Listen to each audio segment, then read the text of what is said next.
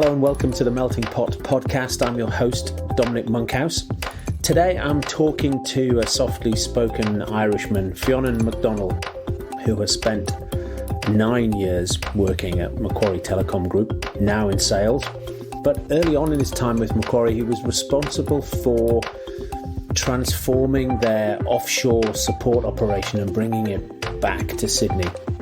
This is the first part of sort of two-part masterclass. This one with Fionán today and the next one with Tony Panda, who runs the technical services operations inside their cloud hosting group.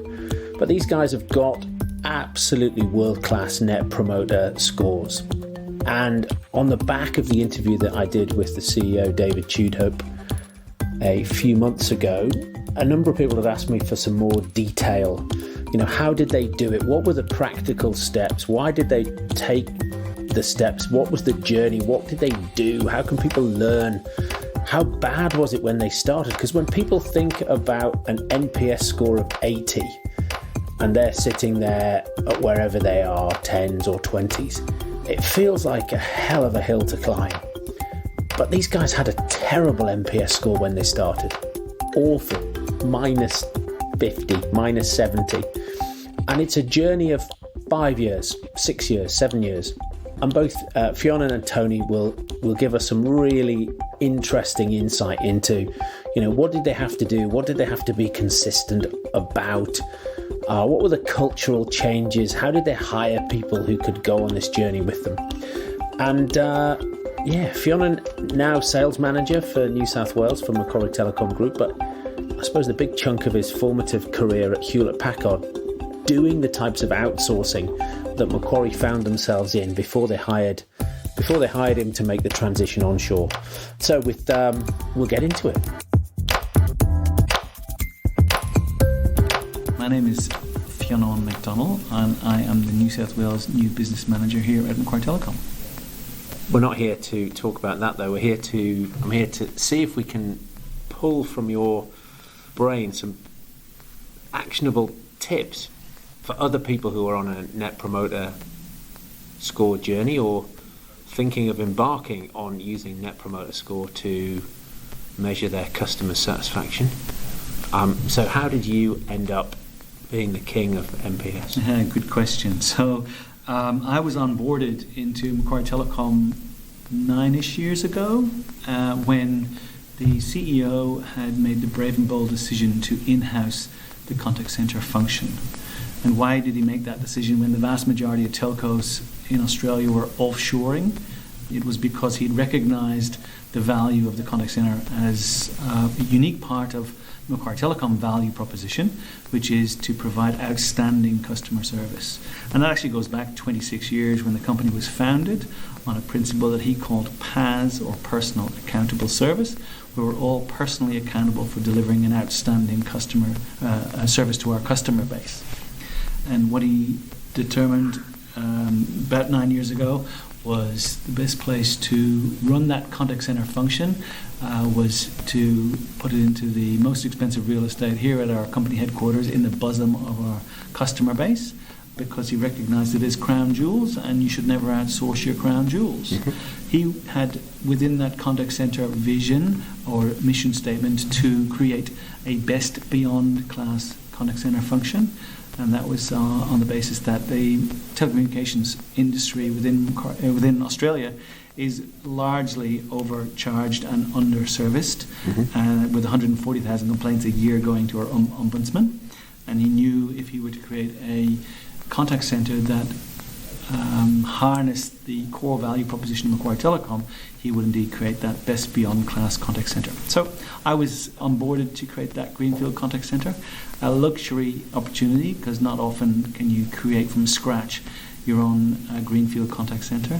And we decided to put a lot of the secret sauce that we'd gained from several R&D trips to the US around the Apple contact centre and other contact centres, that what was best in breed at the time. And a large part of it was around the people that you hire. A large part of it was around the systems that you use within your contact centre. A large part about it was the culture that you maintained within your contact centre. Yeah. And so we spent a lot of time on recruitment. We spent a lot of time identifying what we wanted and what we didn't want and working with recruitment agencies to do that. There were 5 mandatories on every hire. Out of 5,000 applicants, we chose 22 contact center customer service professionals. So we were quite choosy. Yeah. And the 5 mandatories were that you could have never worked in a contact center before. If you were in that gene pool, we thought that you were tainted, Right. or not suitable for our best beyond class contact. And is that still true today? That's still true today. Okay. For the Macquarie hub. Right. Okay. Yes, absolutely, and largely true for the hosting management centre. Yeah. We also said at the time, and still true today, that you could never have worked in the telecommunications industry before, because we felt also that your behaviours and your attitudes towards the customers would have been morphed by those other organisations, and we didn't want that. That would lead to a mediocre contact centre experience, and we wanted best beyond class. So those 2 gene pools were wiped from where we could hire people. And what does that land on? It lands on hospitality. Right. It lands on tourism. It lands on media. Organisations or industries that foster gold class customer service, which was the 3rd mandatory criteria. Which was that every candidate needed to be able to describe gold class customer service in order to be a potential candidate. The last 2 criteria were that they needed to have a tertiary education, which is basically a proven ability to learn, and lastly an affinity for IT, which meant that we could overlay on top what we called a upper singer persona, because it didn't come from our industry and it didn't come from the contact centre. So we were hiring a gold class customer service individual from hospitality, and we needed to overlay upon that person our product, our technology, in order that they could be valuable within a telecommunications contact centre function. So the 5th mandatory was the affinity for IT. So the guy or girl that's installed a multimedia system at home is a potential candidate. The guy or girl, when there's a new iPhone released and knows how all the changes or upgrades that have occurred on it, is a potential candidate. If you're not that person, you haven't got what we deem to be an affinity for IT, and you're not a candidate. So we spent a lot of time, actually up to 6 months, helping those recruitment companies understand the culture of the individual we wanted to hire. That wasn't about a position description or a JD, job description. It was about them understanding our culture and what we were trying to hire. And they still sent you 5,000 CVs? And they seeded through, they didn't send us them, they seeded through 5,000 CVs in order to send us their preferred candidates. Okay. Interestingly, the first 12 preferred candidates from both recruitment companies, which we ran scenario workshops with, we failed everybody, because no one had what we deemed to be the right level of gold class customer service. And it wasn't until the second round or second batch of interviews, the second 24, that we found 3 candidates that were worthy of our contact centre function. Is that because they hadn't understood, or they didn't think you were serious, or they thought you'd compromise, or? I think actually the last one, they thought we'd compromise. Yeah. And they thought that they had exhausted the pool for what they thought we were looking for. And it wasn't until we said, no, the bar's higher, that they realised, we weren't creating just another contact centre. We were creating something special. Okay. And they went out to hospitality, they went out to those industries, or those verticals, where gold class customer service is at the core of everybody in those sectors, and then we were able to find our gems or our diamonds in the rough. Fab. So what was the size of your first team then? 11, and then the second that was in between February and April 2010. We hired and trained our first 11. You asked them those questions, but did you do any other tests or? Yeah, the screening process was quite rigorous. So they had the resume, they had a voice conversation or interview with the recruitment company. If they passed those and the recruitment company thought that they were a potential candidate, then we had these work group scenario days, where we got them in and saw how they operated within a team. Your airplane crash, what 15 items do you make sure you take with those kind of seminars that we ran actually, and that was quite exciting to see how people managed those kind of scenarios. And what we were looking for was, a high degree of teamwork, some leadership, but mainly it was having this gold class customer service, an ability to sense unrequested requirements. Very easy to understand requested requirements, very difficult to sense unrequested requirements. And that's a very high degree of empathy. Yeah. And sometimes in these workshopping scenarios, you can gauge a level of empathy from one individual and definitely not from several other individuals. So you can very quickly, when you see people in those scenarios, when you're looking for it, identify a high degree of or not of empathy. Huh. Okay, good. So if they were successful through those workshop scenarios, then they had their first formal interview with either myself as hiring manager or people in culture who were also looking for the same diamonds in the rough, if you will, to see that they fit into our Best Beyond Contact Centre. And in that, we were simply further tuning that interview process to identify the candidates that we felt could satisfy our customers' needs, even if the customer didn't request them, but also gain a layer of, technology understanding so that they could do first-level troubleshooting diagnostics in our industry. So before we go further down the journey, give me an example of, and I know some of them, but I don't know them all, choose whichever one you like, but just, so then you created this thing, give an example to the people listening. What did that team then deliver as amazing service? What's one of your sort of standout stories that you... They've heard about how hard it was to hire these people, but then what are the type of heroics that they then pulled? And then we'll go back to the sort of chronological tale. Sure, absolutely. So it's a huge part of our proposition, I guess, is that these people have a level of empowerment to do whatever it takes to delight a customer. And I think that's part of the beauty, that we're not putting any constraints, an if-then-else clause around what they've got to do. So when they have the ability to seize those moments to delight, they indeed seize those moments to delight with no managerial approval and go forth, which is what we want them to do. An example, and I think we mentioned this the last time, is where the CEO of one of our customers phones into the contact centre and requests that we give him, or in fact his spouse, some assistance with regards to international global roaming on her telephone, or mobile phone. And we said absolutely. However, our operator efficiency screen, which would normally have found her number within our system automatically, couldn't locate the number. So we had to ask, what's the mobile number? And the number was provided, and we found that the service wasn't with Macquarie Telecom. And ordinarily, if you were to call a contact center function for a service that wasn't with that contact center function, it'd probably tell you to talk to your service provider. Well, we have hired a group of staff who feel empowered to delight in everything that they do. They knew that this CEO, quite an important role within a customer, that his spouse was in a pickle, and whether or not we could help. So the question was asked, what time are you boarding? And it was in 3 hours' time, and we asked for the gate. And then when we understood we could help, the individual said, sit tight, we'll try and find a solution. And they produced a mobile phone from the drawer. They inserted a Macquarie Telecom SIM into it. They activated global roaming on that SIM. They jumped into a taxi, drove out to the airport and to the gate, and handed over that mobile phone and said, enjoy your holidays.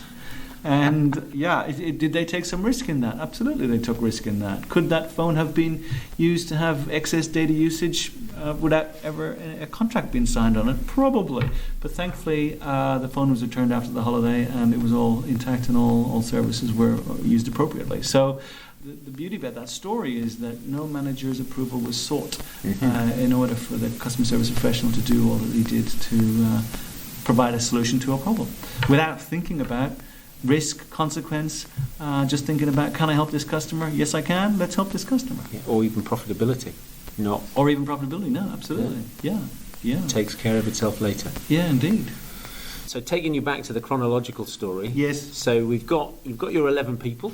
Yeah. You've got a contact centre. That work was previously done offshore by not offshore in Australia, but by two separate incumbents. Okay, on contract. On contract, and very interestingly, I won't mention the company names, but they did exactly what we SLA'd them to do, right? We SLA'd them on what most contact centres are SLA'd, service level agreements in the contract, to answer 80% of calls within 20 seconds, the 80-20 GOS rule. We SLA'd them on abandonment rates, where they could only have a maximum of 5% of calls abandoned. We SLA'd them on average handling time. so that we felt, ensure that they delivered a great service to us. What we didn't understand when we set those contracts up was, in order to create a best beyond class contact center function, all of those metrics mean nothing to individuals who are trying to delight the customer in everything that they do. Those metrics are interesting for a contact center manager, but not for the customer service professional that's trying to delight the customer in the interaction that they're having. The only thing that the customer service professional needs to worry about in our contact center, or in the contact center that we set up, was whether or not the customer was delighted at the end of the call. So we only gave them one metric, and at the time that we launched, it was CSAT, customer satisfaction survey, a 1 to 5 scale, where 1 was poor and 5 was great. And we had a 3.7 out of 5 average before we opened our contact center. So the two incumbents that were providing those services were achieving a not so bad result, considering at that time it was 120,000 complaints to the Ombudsman every year. It's now 140,000, but the bar was low, and in that low bar we were achieving a 3.7 out of 5 score. Yeah. When we in-housed the function with these people who only had gold-class customer service to the core, where we overlaid product on top, removed the noise of systems and metrics that stop them from delighting the customers in everything that they do, we transformed that 3.7 out of 5 to 4.6 out of 5. And we maintained a 4.6 out of 5 average every month that we ran the CSAT system within our contact center. And it was purely because we'd hired the right people, and we gave those right people the right metrics, which is around customer satisfaction, CSAT, ahead of operational efficiency. Yeah. It's an interesting dilemma for most people who come from an operations or a contact center manager background around prioritizing customer centricity over operating efficiency. Well, that's because they're looking at it from the point of view of the contact center being a cost and not being a value center. Yeah. Absolutely right. And in fact, all the terminology at the time that we'd had was that we called our contact center the back end, as opposed to the front end, where people got this thing called PAS and CSAT, whereas at the back end, which is what we called it then, could always improve in that space. So we have now renamed it. It's now the Hub, Macquarie Hub, so it's a centre of everything that we do, and we've understood, actually it's a lot of the front of the house, even though it's not selling, but a lot of the customer sentiment and the experience and why customers stay with us is harnessed and fostered from within the Macquarie Hub. So we've changed the terminology. We don't talk about that back end anymore. It's now the Hub, and those people feel pretty special being there. And then you transition from that 1 to 5 CSAT to NPS? Yes, and this is, I guess, a little funny part of the chapter, which is that the first time that our CEO read the Fred Reichheld's white paper in the Business Harvard Review, he handed that to our GM of Customer Delight, who said that it had already been covered. We have this customer-centric thing sorted. And he said, no, I want you to implement this new ultimate question. And reluctantly, that question was added to our already 50-strong surveying system. So we added the 51st question to a 50-strong survey. And I don't know if you've ever tried to analyse the data where 1,400 customers answer 51 questions in order to try and help you provide a better service. And yes, our customers did fill in 51 of the fields required, quite amazingly. But I have reviewed that data, taking about 3 months to understand what it meant, another 3 months to assign actions to people, another 3 months for those people to actually complete those actions, and another 3 months for us as an organisation to get back to those customers and say, thanks for your feedback over a year ago. We've gotten around to fixing it. And the fact that you did that means that you were actually able to do something with it, and you went back to your customers, whereas most people who do that long survey, it just... Stifling, analysis paralysis, it's impossible. That whole 3 months of analysis, and then what? And then it just...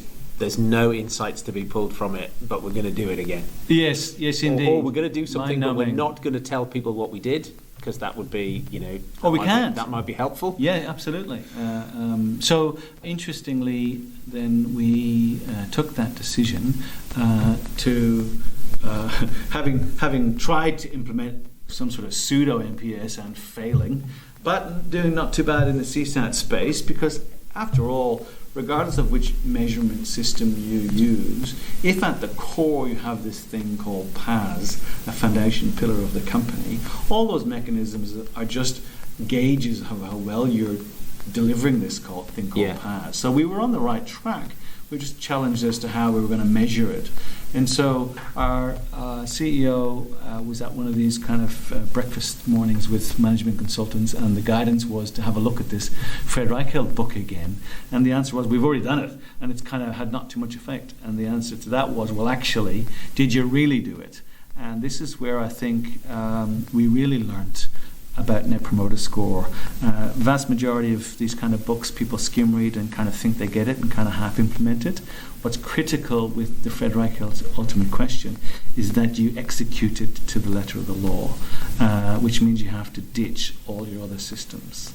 And that's hard for people who've been running these surveys for years and analysing data for years, thinking that they've got all the right 15 different weather vanes as to how they can improve service.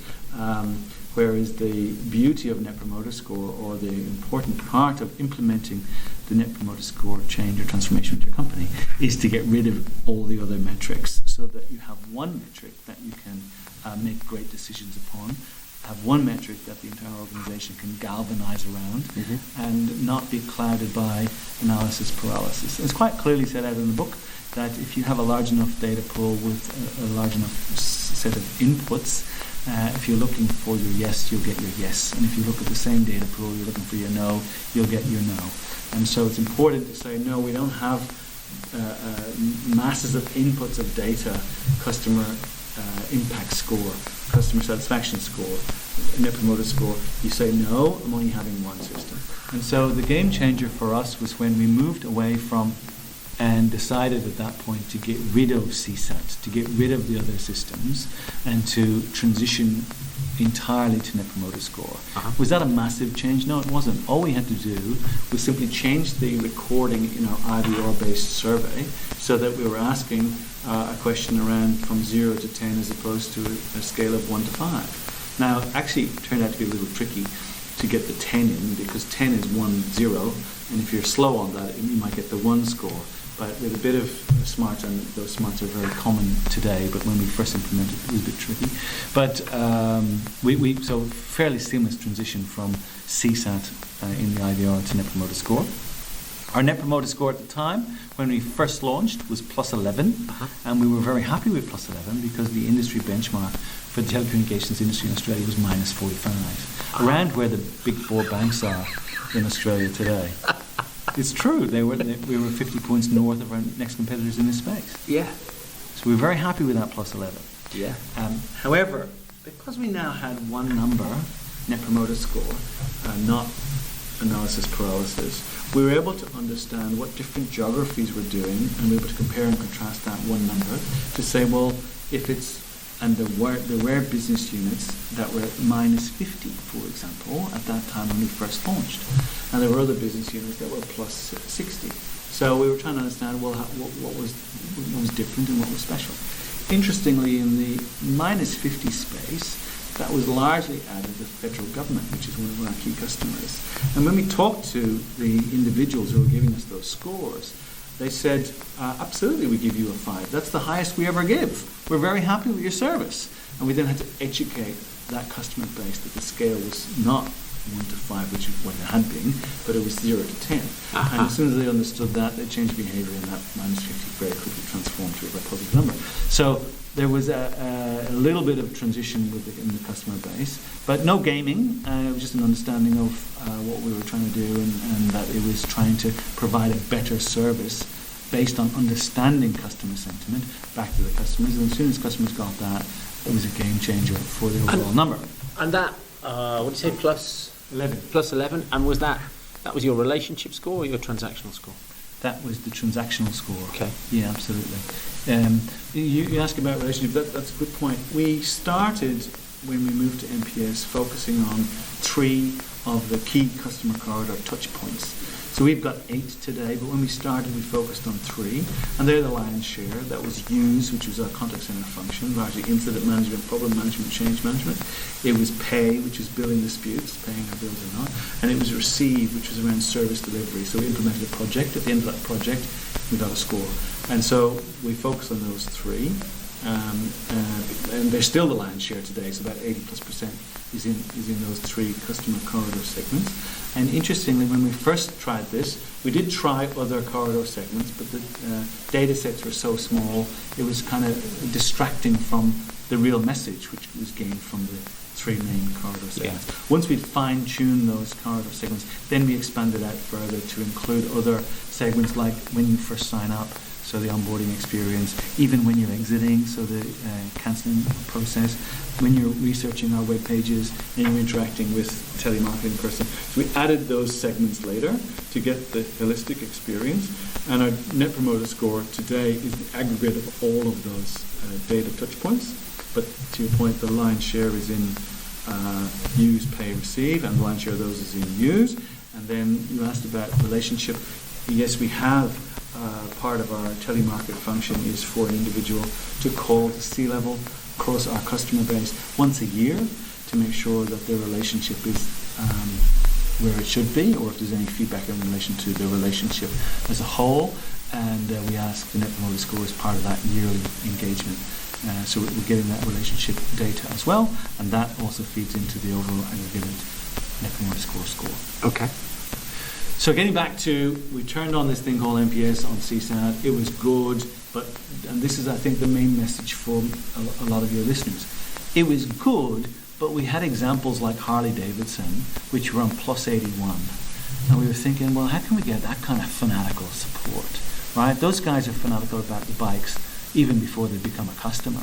Yeah. On +81, and we were on +11. So we kind of went, well, there's other things that we can be doing. And the 2 major transformational changes that are all written in the book, so if you execute as per the book, you will execute these 2. The first one was around the power of transparency.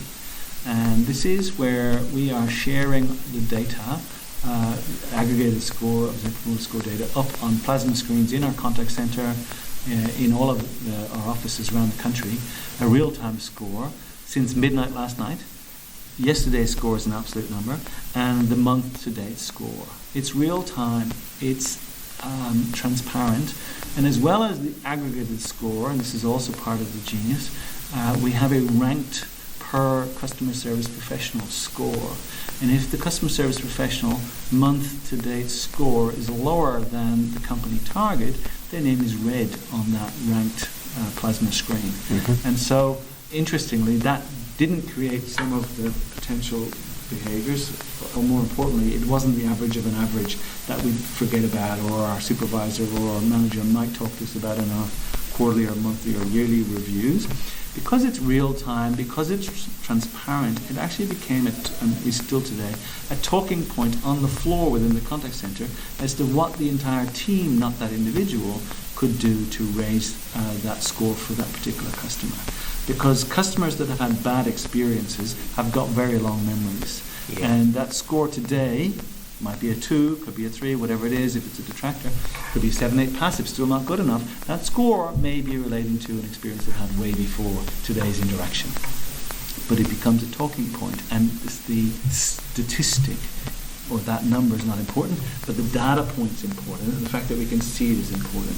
So a key part of our implementation of our contact center was that we ensured that the customer's response to the interaction was visible on the screen of the customer service professional that they last spoke to immediately after the interaction.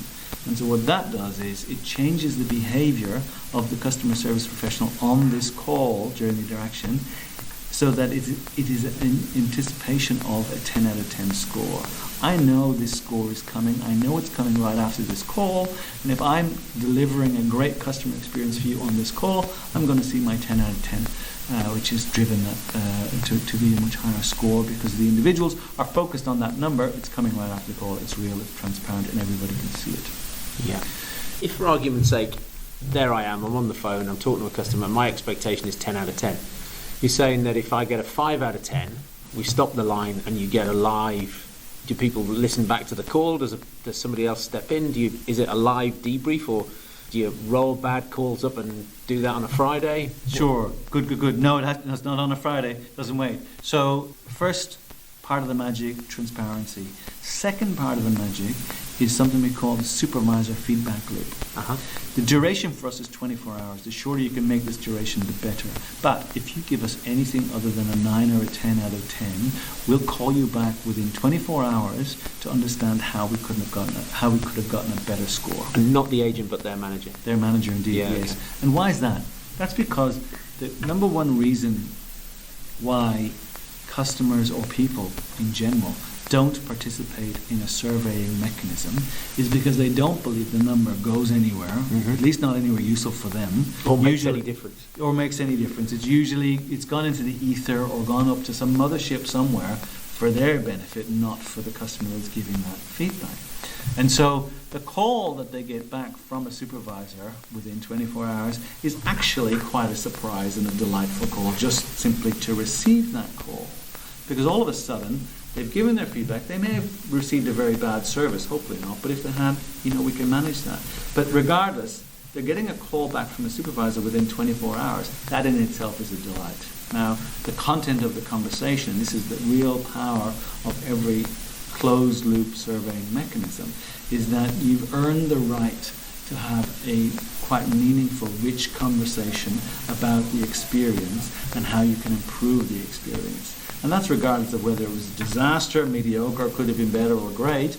You've earned that right to have that conversation. And that's where you get your actionable data. And this is where I say it's not about the number. The number is actually not important. What's important is that you've earned the right to have meaningful conversation at managerial level with the customer to understand how you could have gotten a better service. And indeed, if there's actionable data, so the learning is on our side, yes, we have to improve our process, we have to change our process, we will transparently log a ticket within our problem management database, which customers have full access through the customer portal, and we will track that problem through to resolution with visibility to the customer. At the end of resolving that ticket, we'll say, resolve ticket, thank you so much for your feedback. Maybe it was 6 months ago that it could have taken us 6 months to implement that process improvement. And we say, thank you so much for your information on that call. We've resolved it. We haven't only resolved it for you, we resolved it for other 500 customers that are impacted by the same process change. Well, how good do they feel? They feel a little bit like that Harley-Davidson customer that gave a plus 81 score. They become fanatical about being a customer of Macquarie Telecom because they know that their feedback, which was listened to, was actioned. And they know that it's solved for them, but also they can feel great about the fact that it's solved for many other customers as well. And that's where you turn a okay customer experience into a fanatical customer experience. Interestingly, Fred Reichheld, who visited our contact center to see how well we'd implemented the Ultimate Question book, gave us the feedback that it was the best execution of his book that he'd ever seen on the planet, which we were very proud of. Very good. So, indeed. And it is about the execution of the book, not about some of the concepts in the book. It's about actually reading chapter for chapter and executing exactly what it says in the book. And I think what you've summed up there is a philosophy which is, I do see people with reasonable scores chasing a score and therefore gaming the system or trying to game the system, or I see people often with their response rates are really low.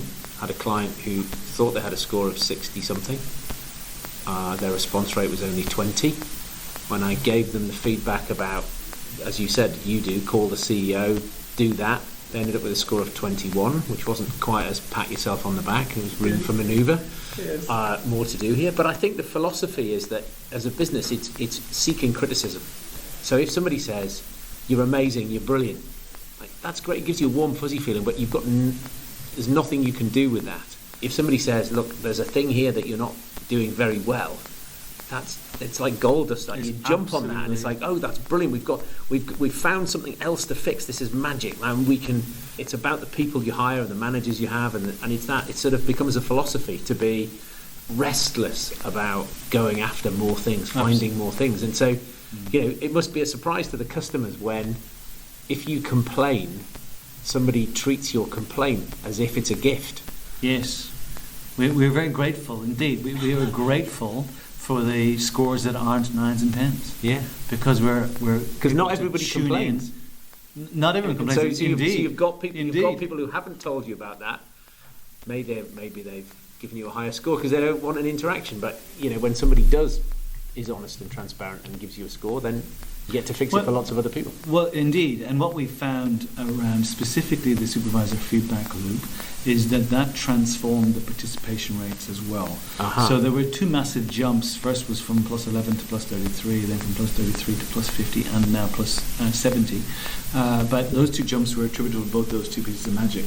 The harnessing the power of transparency and the supervisor feedback loop. The second thing that the supervisor feedback loop did was it also transformed our participation rates up into the 80s. Now, it's not quite 80 today, but it has been as high as 80% participation rate of transferable surveys. And so you kind of go, how did that happen? And the answer is because our customers were wanting to be part of our journey. They got it. They understood that if they gave us feedback, if they finished those surveys, that actually the service would improve, not just for them, but for everybody. And that's where you get the fanatical customer support. But your data, when actioned, then touches all of your customers because you're getting the lion's share of your customer sentiment as part of your survey mechanism. So we used to be happy when we got that into the teens. Believe it or not, when we started this game, Cope gave us some advice on moving from single digits to double digits in terms of participation rates. We thought that was great. But when we understood this supervisor feedback loop, we saw that number go from teens up as high as plus 80. Not plus 80, 80% of surveyable opportunities were completed. And yeah, that really does give you much bigger levers of understanding of your true customer sentiment that you can then action. And because it's transparent, it's not a statistic that we're getting lost in, it's galvanizable across the exec team. And so you're putting the customer in the room as soon as you're sharing Net Promoter Score data. It's actionable data, and you've got 80% of your customers contributing to that data point. Well, it's very hard to drive other agendas that aren't customer-centric if one of the huge driver in the room is your Net Promoter Score. And you said that you've got that transparency, the supervisor loop, and that got you into the 30s, and then you went 50s and 70s. What? No, there was two-step. It was the harnessing the power of transparency from plus 11 to plus 30, and from plus 30 to plus 50, and subsequently plus 70 with the supervisor feedback loop. So those are the two magic points. There are lots of other contributing factors too, but they were the two. We identified those as the key ones that were effective in our journey. And I think that's exactly what I was trying to. Hopefully, I was going to pull out of you today some things where people could go, aha, and take your aha moments and read the book. Yes, firstly, yes. But also just take those and go, that's what we're not doing. Our participation rates are low, and I see that all the time. And you go, okay, well, how do we get that back up? And then you've got more actionable insight, and you just get into that positive loop. Is there another story you could share about what this Absolutely. This looks like? So again, it's about saying there's a moment to delight a customer. I'll share two. Firstly, a mobile provisioner has just completed the porting of a mobile fleet across to Macquarie Telecom, and the mobile provisioner within Macquarie Telecom is talking to the fleet admin. The fleet admin has just left their office, and as soon as they've closed the door, they realise that they've left their Opal card, which is the transport card, in their wallet on their desk, and had no transportation home. Because the door had been locked and they'd no way of getting in. And so a mobile provisioner understood there's something that we can do here. And he said, is it okay if he arranged an Uber to transport the fleet admin home? And he used his own personal Uber account to arrange for an Uber to arrive at the office and transport the fleet administrator home. And because it was his Uber account, of course, when the Uber got to its destination, he got a message saying journey complete, to which he was able to send a little SMS saying, hope you arrived home safe and sound, and of course got the positive response back, and very grateful response back. Yeah. We couldn't have scripted that. We couldn't have said, hey, when this happens, do this. So our model is entirely based on empowerment, and our individuals being empowered to seize those moments to delight when they can. In this instance, use someone's own personal Uber account, which was obviously very, very helpful to that fleet admin who needed to get home that evening. Yeah. Another one which I use, and I think is quite a good example of prioritizing the customer experience over operational efficiency, is where the customer phones in, again it's a mobile example, but the customer phones in to reset their password on their phone, and the customer service professional can hear a baby crying in the background. And rather than try and resolve that incident, offers that perhaps we could have the call at a later time in the day, which would be very operationally inefficient for a contact center to make 2 calls when 1 call would do to resolve a password issue. But the customer responded with, no, that's quite okay, that's my newborn baby that's just arrived home from hospital. Well, in terms of operational efficiency, we're now breaking all the rules because the customer service professional chose to put a handbrake on with regards to resolving that ticket and spend as long as this customer wants to talking about probably what's the most important, one of the most important events in their life, which is newborn baby has arrived home. So we spent 15 minutes speaking to the customer about the newborn baby, the height of the baby, the weight of the baby, the hospital they were born in, the spouse's name, as much as the customer wants to share. Yeah. And when 15 minutes later, operationally inefficient time as a contact center function, but when the customer wants to finish talking about newborn baby, we continue to resolve the ticket, reset the password, and resolve that ticket and close it with the customer. But that's not where it ends. So immediately then we arranged to have a bouquet of flowers sent to that house with a congratulatory note with the baby's name, with the spouse's name. And next day we get a picture sent back from that customer of the baby and the spouse, their new family photograph, shared with the customer service professional who took it out of their operational efficiency window to put customer experience first and say thank you. And of course that photograph is up in the person's cubicle, and everyone that passes by the cubicle says, did you have a baby? No, that's customer ABC. And we simply share the great message, which is we are enthusiastically human, prioritizing the customer experience over operational efficiency. And as a result we get we get very high customer sentiment as the prize. And then we also, and this is a key part of our overall program, is we get to share those stories across our town halls. You also take what is often seen as modern day slavery, working in call centres and sort of soul destroying, like working down a salt mine. Yeah. You take that sort of, how do we do this for as little money as possible without totally destroying our customer satisfaction? And you turn into something where somebody who is hardwired to want to deliver great service gets to come to work and has the opportunity to do a thing that they want to do without having to watch the clock, and put service before profit, and then the profit follows. It's absolutely right, and it's interesting because I used to, I focus on ITIL and from my background, I observed that the average handling time of a voice call, so we do 4 lines of business, voice, mobile data and cloud service, so the average time of a voice call before we opened our contact center was 254 seconds. And after we opened our contact center, it was 500 seconds. So we basically doubled AHT for voice calls. And if you said to a contact center manager, I'm going to double the AHT for one of your lines of business, they'd probably say, that's fine, but I need double the number of people to manage those calls. Interestingly, with the same number of people and having doubled AHT, we halved the abandonment rate. So the target, I said at the start, was 5%. We are actually on 3%, and we have that to 1.5% abandonment rate. And why was that? It was because our customers knew when they got through to our contact center, they were going to have a very rich human experience, and they were willing to wait for that experience, which they weren't willing to do with a standard contact center. So I've got one last question for you. Sure. Do you have a recorded message that says, your call is important to us, please wait? Almost. Not quite. Because that's obviously an oxymoron.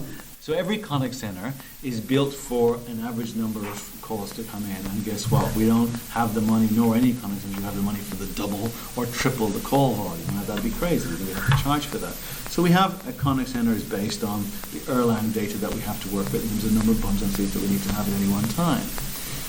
There are occasions, we call them a mass service disruption, where there are an influx of a large number of calls, and therefore the number of agents we have can't manage that influx. When that happens, there is a recording that kicks in at 2 minutes, and it guides the customer to either our portal to log the ticket with our portal, or leave a voicemail that we will respond to, or yes, wait and make calls important. But we're giving customer choice. We're empowering the customer at that point to say, you can actually do this online yourself. Yeah. You can leave a voicemail. We come back to you. Or yes, please hold. Because the contact center can't be designed, and it would be wrong to design a contact center to manage max overflow situations. No, I just remember talking to the guys at First Direct Telephone Bank in the UK with similar high levels of Net Promoter Score, and they sort of said, mostly you ring a contact centre, and it doesn't matter whether you ring them 3 o'clock in the morning or 3 o'clock in the afternoon. We are experiencing high volumes of calls today. And he said, look, they have taken a deliberate decision to not have enough people to answer your call. And they take a deliberate decision to have enough people to answer the call quickly enough. Yes. And it's just, you have a choice. And it comes back to, is it about price, cost, or is it about customer service? So. Yes. Well, I happen to be the guy who did that Erlang analysis 9 years ago when we created our contact centre. And we realised there was a hard shoulder period and there was a core business hours period, and we staffed accordingly. Yeah. And as I say, we managed, and again, it's not for the customer service professional to care about, but we managed the 80-20 GOS rule, which was largely palatable across our customer base. Okay. Thank you very much indeed for your time today. That's been fantastic. Lots of good stories. What did you do? How bad was it? Look, wherever people are on the journey, the story gives them, they're probably not as bad as you were, and it sets some over what period of time? 9 years? 9 years ago we started the journey. I mean, so it's not an overnight thing. It's not an overnight thing. But it's like, even in an industry where customer expectation is low, you've been able to drive to get world class. Well, it is, and it was part of the vision, as I mentioned, that our CEO had to create a best beyond class contact centre. Love that phrase. And with our Net Promoter Score published on our home pages, we have, of course, all of the companies on the ASX that publish their Net Promoter Score, we have the highest.